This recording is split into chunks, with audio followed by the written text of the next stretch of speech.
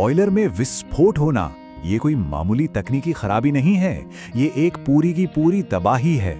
Industrial safety के लिए ये एक बहुत बड़ा खतरा है। तो आज हम समझेंगे कि ये आखिर होता क्यों है और सबसे जरूरी बात, इसे रोका कैसे जा सकता है। ये जो तस्वीर देख रहे हैं, ये एक बॉयलर फटने के बाद का भयानक मंजर है। ये एक सीधी सीधी चेतावनी है कि इन शक्तिशाली मशीनों को संभालना कितनी बड़ी जिम्मेदारी का काम है। कभी सोचा है कि जब पानी भाप बनता है तो क्या होता है? वो अपनी असली जगह से 1600 गुना ज्यादा जगह घेरता है। जी हाँ, 1600 गुना।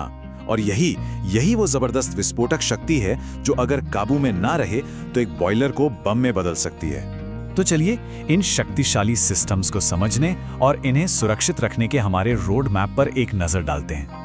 हम इन सभी जरूरी पहलुओं को एक एक करके समझने की कोशिश करेंगे। देखिए, एक बॉयलर सीधी सादी भाषा में एक बंद बर्तन जैसा है। एक बहुत बड़ा प्रेशर कुकर समझिए, जो पानी को बहुत ज्यादा दबाव वाली भाप में बदलता है। और यही भाप कई इंडस्ट्रीज की जान होती है, जिससे बड़ी बड़ी मशीनें चलती हैं। अच्छा, अब एक मजेदार लेकिन जरूरी सवाल। अगर किसी बॉयलर को तबाह करना हो तो क्या करना पड़ेगा? सुनने में अजीब है ना? पर अगर हम ये समझ जाएं तो ऐसी दुर्घटनाओं को होने से भी रोक सकते हैं। तो किसी बॉयलर को तबाह करने की इस रेसिपी में 4 मुख्य सामग्रियां हैं। पहला, बॉयलर को पानी मत दीजिए। दूसरा, प्रेशर को पूरी तरह नजरअंदाज कर दीजिए। तीसरा, उसके फीड वाटर को गंदा कर दीजिए। और चौथा, मेंटेनेंस को तो बस भूल ही जाइए। चलिए अब एक एक करके देखते हैं कि असल में गड़बड़ी कहां से शुरू होती है। पानी बॉयलर के लिए एक कूलिंग एजेंट की तरह काम करता है। वो उसकी ट्यूब्स को ठंडा रखता है। अब सोचिए, अगर पानी का लेवल इन ट्यूब से नीचे चला जाए तो फर्नेस की जो जबरदस्त गर्मी है, मतलब 1800 डिग्री फ़ारेनहाइट से भी ज्यादा, वो स्टील को पिघला सकती है और नतीजा एक बहुत भयानक विस्फोट। तो पानी कम होता क्यों है?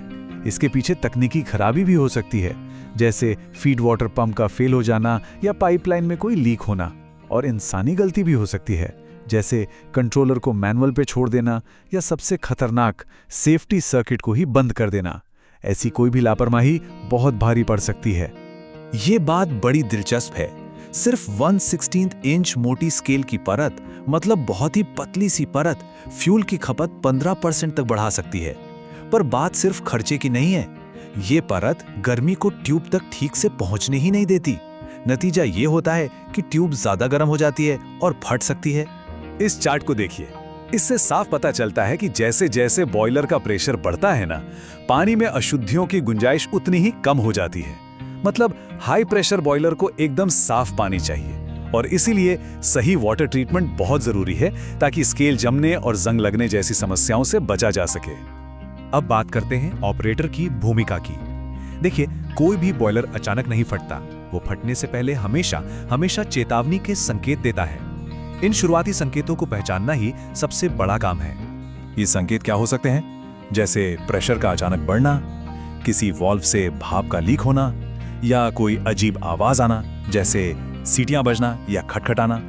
और हाँ, पानी के लेवल में अचानक गिरावट। ये सब खतरे की घंटी हैं। ऑपरेटरों को इन्हें पहचानने और तुरंत एक्शन लेने की ट्रेनिंग देना बेहद जरूरी है। ठीक है, तो हमने समस्याओं को तो समझ लिया। अब जरा समाधानों पर ध्यान देते हैं।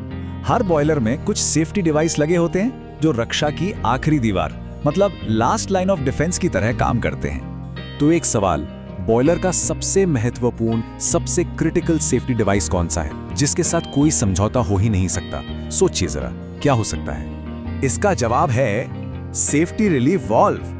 ये उस सिस्टम का एक गुमनाम हीरो है। जैसे ही प्रेशर खतरनाक लेवल पर पहुंचता है, ये अपने आप खुल जाता है और सारा एक्स्ट्रा प्रेशर बाहर निकाल देता है और बॉयलर को फटने से बचा लेता है। दूसरा जरूरी उपकरण है लो वाटर कट ऑफ, यानी LWCO। इसका काम बिल्कुल सीधा है।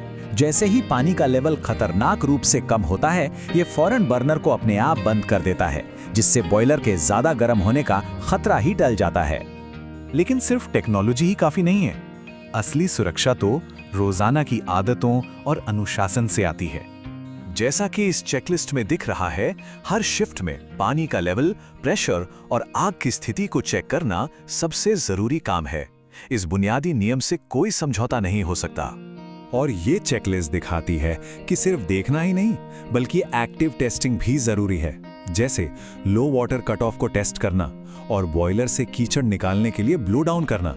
ये काम सिस्टम को साफ और सुरक्षित रखते हैं। तो संक्षेप में ये हैं वो मुख्य रणनीतियां जो उस तबाही की रेसिपी को नाकाम करती हैं।